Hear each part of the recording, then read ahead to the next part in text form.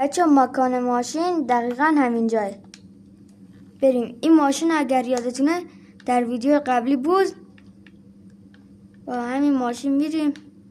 شتابش هم خوبه.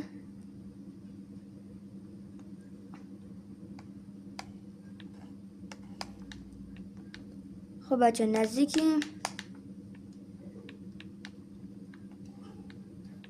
یکم دیگه مونده. بله همین جای تقریبا.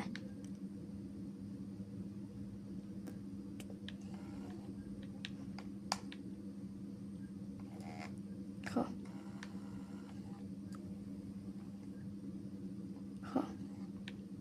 رسیدیم بچه. دقیقا همینجا ماشین هست. فقط شب ساعت 10 از 10 شب به بعده. یا مثلا من چون با ماشین اسپورت اومدم، بعضی موقع با ماشین اسپورت میاد نیستش. اگر از این سبک ویدیو دوست دارین تو کامنت ها به من بگین. تا ویدیوی بعدی، خداحافظ.